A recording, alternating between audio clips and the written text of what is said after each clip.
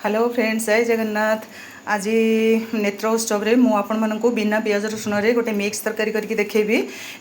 चलतु एबे आमे माने मिक्स तरकारी केमती होची देखिबा। देखंतु एठी मु मिक्स तरकारी करिया पई किछि नै जाईची, चारमगज नैची, एठी पुस्तक गोटे चमच नै जाईची, जीरा गोटे चमच, लूण गोटे चमच, हल्दी गोटे चमच, कंचा लंका, धनिया, दालचीनी, गुजराती, अलैच आ लवंग आ एठी देखंतु एठी मु नै जाईची दीटा अदा आ तेजपत्र आउ ए सब मु मसला नै जाईची। आ मसला दबा पई टमाटर नैची। आ परिबा देखंतु मु सब प्रकार भेराइटीज परिबा एथरे काटिची। पोटल, बैगण, कदली, कखारु आउ अमृतभंडा, सारू को देसी आलू सबू मिसेकी एथरे रखीची। आउ एठी किछि माने भेंडी, कंचा भेंडी ताकू धोईकी एठी काटिकी रखीची। चलंतु एबे हमें प्रिपरेशन करिबा बिना पियाज रसुन वाला मिक्स तरकारी केमती होची। मु एबे गैस ऑन करली, पकेली 2 चम्मच तेल। बर्तमान मु एथरे पकई देबी जो परिबा गुडा काटिकी धोईकी रखिथिबे ता भितर सब मु पकई देली। बर्तमान ताकू आमे टिके भाजी देबा। बर्तमान परिबा गुडाक आपण चाहिए भी परिबा गुडाक छाणीबे, बट घरे जेहेतु करूछन आपण परिबा छाणीबे काहेकि घरे तो आपण माने खाइबे ना, सेति पई आपण कोन करिवे परिबाटाको जस्ट 2-3 चम्मच तेल पकईकी आपण टिके भाजी देबे। एबे परियाटा माने 40% कुक हो गलानी। आमे ए पीरियड रे कोन करिबा, ए जो कट्टा भेंडीटा थिबो ता संगे आमे टिके भाजी देबा। एटा मु आगुरु पकेली नै थाई कारण भेंडीटा बहुत जल्दी सिझी जाए। मु तापरे एटा पकई देली।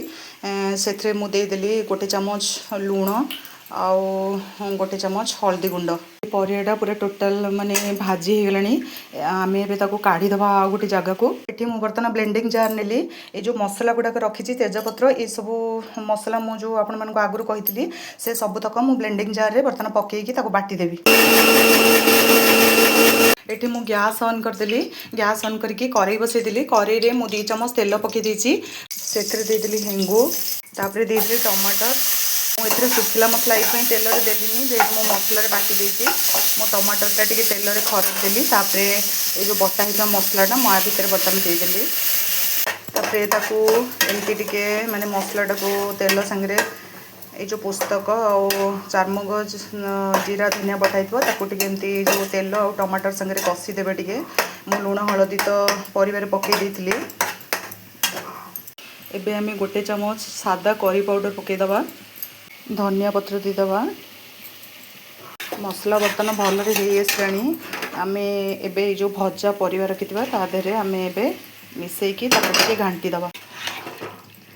देखंतु मु एबे ताको परिवा संगे मसलाटा घांटी देली। आमर जेहेतु 75% परिवाटा कुक होइतला आउ 20% आमे ताको कुक करिया को छाड़ीबा। फाइनली मिक्स तरकारी रेडी हो गला बिना पियाज रसुन वाला। आउ मोर मिक्स तरकारी आपण मानकु केमती लागुची आपण माने मते निश्चय लाइक एंड कमेंट जणाइबे। रहिली संग माने जय जगन्नाथ, बाय बाय।